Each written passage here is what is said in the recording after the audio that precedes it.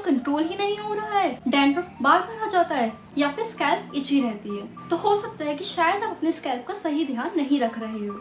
Hi everyone and welcome back to my channel. मैं हूं विनीता और आज हम बात करने वाले हैं एक ऐसे टॉपिक के बारे में जो कि मोस्ट इग्नोर टॉपिक है, जिसको हर कोई इग्नोर ही कर देता है, दैट इज स्कैल्प केयर। हम शैम्पूस, ऑयल, सिरम सब कुछ ट्राई कर लेते हैं, लेकिन पर कभी भी स्कैल्प का रूट को समझने की कोशिश ही नहीं करते। तो आज मैं आपके साथ शेयर करने वाली हूँ एक काम step by step self scalp care routine, जिससे आपका जो स्कैल्प है वो हेल्दी बना रहेगा बिना किसी भी हाई एंड प्रोडक्ट्स के साथ, और जो कि होने वाला है एब्सोल्युटली बिगिनर फ्रेंडली। सो अगर आप हेयर फॉल, डैंड्रफ या फ्लेकी स्कैल्प की प्रॉब्लम से परेशान हो तो वीडियो को लास्ट तक जरूर देखना, क्योंकि ये वीडियो होने वाली है आपके लिए बहुत ही ज़्यादा help. So without any further ado let's quickly get started.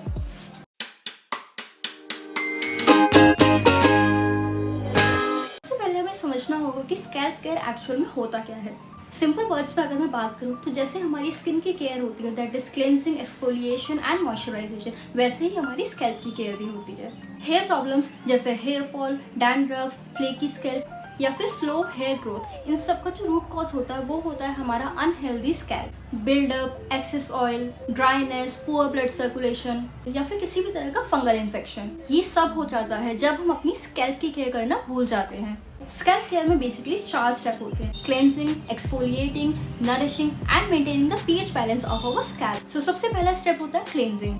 अब शैम्पू का काम होता है हमारे हेयर स्कैल्प को क्लीन करना, ना कि हमारे हेयर स्ट्रैंड्स को क्लीन करना, लेकिन पर हम अक्सर इसका उल्टा ही करते हैं। So use a mild sulphate free shampoo. Shampoo का जो फोकस है उसको सिर्फ अपने स्कैल्प पे रखना है, अपनी लेंस पे हमें सिर्फ जो एक्स्ट्रा फ्लो होता है रिंस करते हुए उसको ही ध्यान देना है। एक्सेस हमें अपने स्कैल्प पे कभी भी नहीं लगाना चाहिए। शैम्पू को कभी भी डायरेक्टली हमें स्कैल्प पे नहीं लगाना चाहिए, उसको हमेशा पानी में डाइल्यूट करने के बाद ही अप्लाई करना चाहिए। At least a minimum of 2 times a week हमें अपने हेयर्स को शैम्पू करना चाहिए। अगर आप चाहें तो आप अपने स्कैल्प के अकॉर्डिंग 3 टाइम्स भी वॉश कर सकते हैं, लेकिन सर एक्सेस वॉशिंग कभी भी ना करें। जितना एक्सेस आप अपने स्कैल्प को वॉश करेंगे, अपने हेयर्स को वॉश करेंगे, उतनी ही ज़्यादा आपके स्कैल्प में ड्राइनेस होगी। अगर आपको डैंड्रफ या किसी भी तरह की फंगल इन्फेक्शन की कोई प्रॉब्लम है तो आपके लिए सैलिसिलिक एसिड या फिर टी ट्री वाले शैम्पूज जो बेस्ट होते हैं। अब बात करते हैं एक ऐसे स्टेप के बारे में जो ऑलमोस्ट हर कोई भूल ही जाता है और कोई भी स्टेप को करता नहीं है, दैट इज एक्सफोलिएशन। जैसे अपनी स्किन की एक्सफोलिएशन करना बहुत ज़्यादा ज़रूरी होता है, ऐसे ही हमें अपने स्कैल्प की एक्सफोलिएशन को करना भी बहुत ही ज़्यादा इंपॉर्टेंट होता है। अब आप चाहें तो आप मार्केट पे इतने सारे स्कैल्प स्क्रब्स अवेलेबल होते हैं, आप उनको यूज़ कर सकते हैं, या फिर आप वो हेयर स्क्रब यूज़ कर सकते हैं जो कि मैं पर्सनली यूज़ करती हूँ।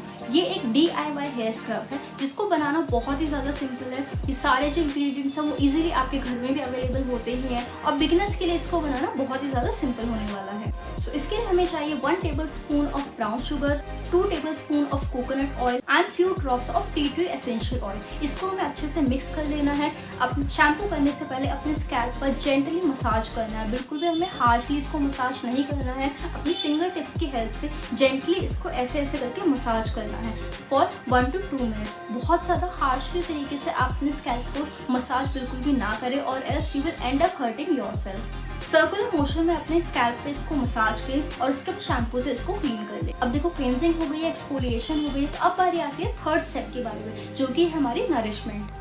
अब देखो स्कैल्प को हमारे चाहिए होते हैं न्यूट्रिएंट्स, जो ब्लड फ्लो, जिससे हमारा जो ब्लड फ्लो है वो इंक्रीज होता है, फॉलिकल्स जो है वो एक्टिवेट होते हैं, और जो हेयर ग्रोथ है वो भी हमारी प्रमोट होती है। अगर आप अपनी हेयर ग्रोथ को प्रमोट करना चाहते हैं तो आप कोई भी हेयर सीरम यूज़ कर सकते हैं जिसमें आपको रिडेंसल नाम का एक एक्टिव मिले।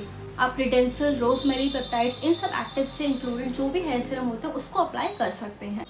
और अगर आपको ड्राई स्कैल्प की प्रॉब्लम है तो उसमें नरिशमेंट ऐड करने के लिए आप कोकोनट ऑयल, ऑलिव ऑयल या फिर भृंगराज ऑयल भी यूज़ कर सकते हैं। वो बहुत ही ज़्यादा हाइड्रेटिंग होते हैं और स्कैल्प को अच्छे से नरिश भी कर देते हैं। देखो अगर आप सिरम यूज़ कर रहे हैं तो सिरम में भी 2 तरह के सिरम्स होते हैं। एक होता है जो हमें हेयर वॉश से पहले अप्लाई करना होता है, और एक होता है जो हमें अपने क्लीन स्कैल्प पे अप्लाई करना है। सो जब भी आप हेयर सीरम को अप्लाई करें, बिफोर वाला हो या फिर क्लीन स्कैल्प वाला हो, दोनों को 5 to 10 मिनट्स तक अच्छे से मसाज करें जब तक जो प्रोडक्ट है वो आपके स्कैल्प में सिंक इन नहीं हो जाए। And if you talk about the hair oil, तो उसको भी आप अच्छे से 20 से 30 मिनट तक अपने स्कैल्प पे मसाज करें। जितनी अच्छी आप अपने स्कैल्प पे मसाज देंगे उतने ही आपके फॉलिकल्स जो है वो एक्टिवेट होंगे और आपकी जो हेयर ग्रोथ है वो प्रमोट होगी। मसाज से क्या होता है, हमारी जो ब्लड सर्कुलेशन है वो इम्प्रूव होती है, जो कि एंड अप करता है हमारी हेयर ग्रोथ को प्रमोट करने। एक चीज़ जो मैं आपको बताना चाहूँगी चाहूँगी कि आप अगर ऑयलिंग करते हैं तो आपको सिर्फ वंस इन अ वीक ही ऑयलिंग करनी है, क्योंकि अगर आप ज़्यादा ऑयलिंग करेंगे you will use more shampoo, and if you will use more shampoo you will end up getting a dry. अब देखो ऐसा तो है नहीं कि सिर्फ आपने 4 प्रोडक्ट्स लगा लिए, अभी 4 स्टेप का स्कैल्प केयर कर लिया तो आपकी हेयर ग्रोथ जो प्रमोट हो जाएगी। लाइफस्टाइल भी बहुत ही ज़्यादा इंपॉर्टेंट है और वो बहुत ही मैटर करता है आपकी हेयर सिचुएशन में। सो सबसे पहला पॉइंट आता है हाइड्रेशन।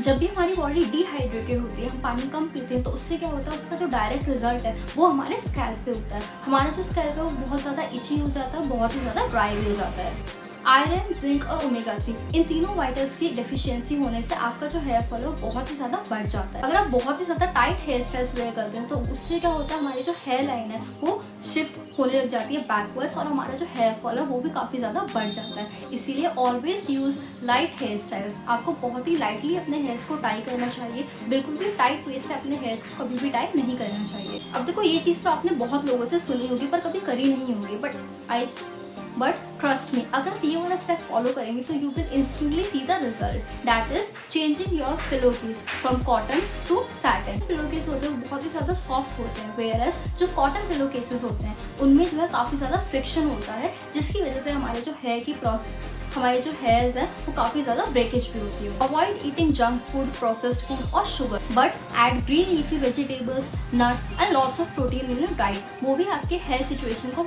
अच्छा करने में बहुत ही ज़्यादा हेल्पफुल होता है। सो चलिए हम कर लेते हैं quick recap. You should always wash your hairs twice a week with a sulfate-free shampoo. Exfoliation जो है वो आपको once a week चाहिए। Nourishment जो है बेसिकली जो ऑयल मसाज जैसे जो सीरम एप्लीकेशन है वो भी आप once a week ही कीजिए।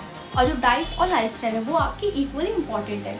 There are some extra tips that I want to share जो कि मैंने भी पर्सनली फॉलो की हैं। वो है कि जब भी आप सर्दियों में मोस्टली क्या होता है कि हम ठंडे पानी से तो हेयर वॉश कर नहीं पाते, तो आप गर्म पानी का यूज़ ना करने के बजाय ल्यूकवार्म वाटर का यूज़ कर सकते हैं। कंडीशनर को कभी भी स्किप ना करें। बहुत से लोग होते हैं जो कंडीशनर को स्किप करते थे, जिनकी वजह से उनकी जो लेंस है वो काफ़ी ज़्यादा ड्राई, डैमेज और काफ़ी ज़्यादा ब्रेकेजेस भी होते हैं। सो कंडीशनर को ऑलवेज अप्लाई करें, और वो भी सिर्फ अपनी लेंस पे। स्कैल्प पे कंडीशनर कभी भी अप्लाई ना करें। मास्क हो गए, कंडीशनर हो गए, उनको हमेशा हमें अपनी लेंथ पर ही अप्लाई करने चाहिए। कभी भी अपने हेयर वॉश जो है वो डेली वॉश नहीं करना चाहिए। Even avoid alternate day washes, हमेशा 3rd डे पर ही अपना hair wash. Also never apply oil on your dirty scalp. These small changes will going to make a big difference in your hair growth. Hair growth जो है वो overnight नहीं होता है, it takes a lot of time for your hairs to grow and consistency is the key. So आपको consistently effort करते रहना है और पेशेंटली रिजल्ट का वेट करना है। अगर आपका स्कैल्प हैप्पी होगा तो ही आपके हेयर्स भी हेल्दी होंगे। आई रियली होप कि ये स्कैल्प केयर गाइड आपको हेल्पफुल लगी हो। अगर आपको वीडियो पसंद आई तो don't forget to like, share and subscribe to my channel. Your subscription is our motivation. और अगर आपका कोई भी स्कैल्प कंसर्न है या फिर हेयर कंसर्न है तो मुझे कमेंट्स में जरूर बताना। I would definitely like to help you. So video खत्म करने से पहले सब्सक्राइब जरूर कर लेना सो दैट किसी भी तरह की फ्यूचर अपडेट आप मिस ना करें। Till then take care of your scalp and take care of your soul. I see you in my next. Thank you so much for watching.